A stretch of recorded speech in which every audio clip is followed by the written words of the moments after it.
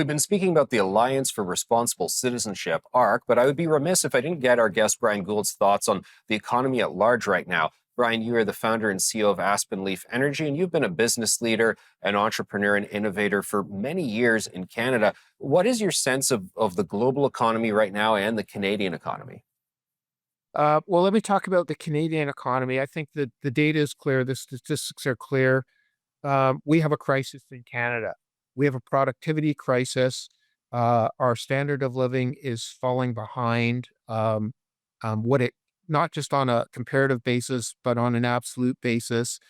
And we frankly need to get our act together in terms of unleashing entrepreneurs and leveraging the abundant resources and opportunity that is in front of Canada.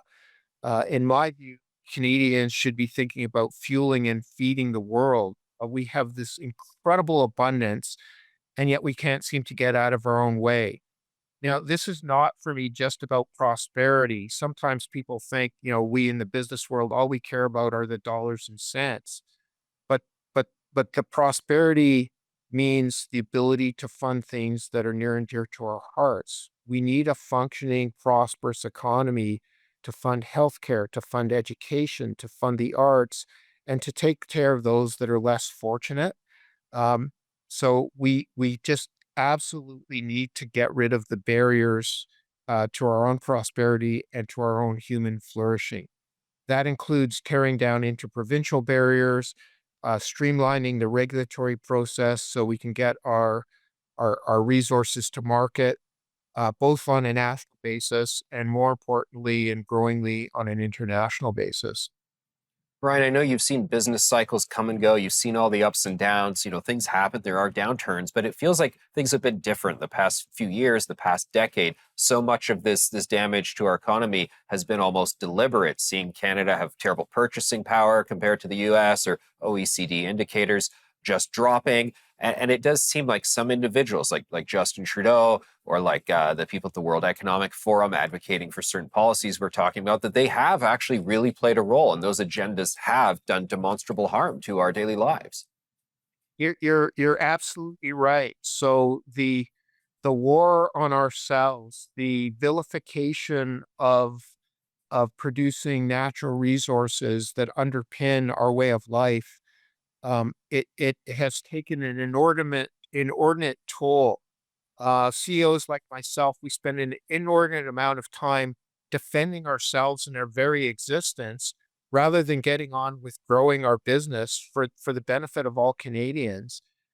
We face incredible regulatory hurdles to the point now where rational people don't even conceive or want to undertake developing projects because the hurdles are so monumental, the costs are so large, and the timeframes are so long that people have given up even trying.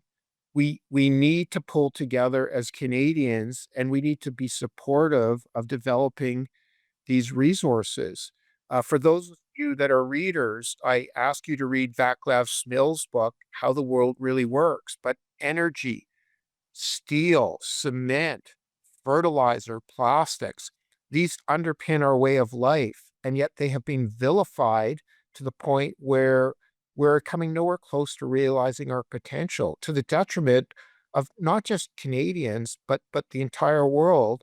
And of course, this hurts the poorest and the least fortunate the most. So in my mind, this is an immoral battle on humanity, and we have to simply stop this and get on with what is good for Canadians and people at large. Bryan, you've articulated it so powerfully. When there was discussions about bringing in restrictions to fertilizers in Canada, I know they're doing it in Europe, and I was doing some journalism work looking at the numbers. I realized it would just mean a massive reduction in our food supply, our ability to create food, which means to give our children, the proteins that they need to be healthy and vibrant and for society to flourish. And one just thinks, at a certain point, this just sounds like pure villainy. It is. And as I understand it, Canada is one of 5 countries in the world that produces more food than it needs and consumes. So again, we should be feeding and fueling the world. And the failure to do so is immoral. and it's immoral not just for Canadians, but it's immoral for the 8+ billion peoples on this planet. And I just appeal to people's sense of morality, ethics, and justice to get on with what's good for humanity. Absolutely. More when we come back with Bryan Gould.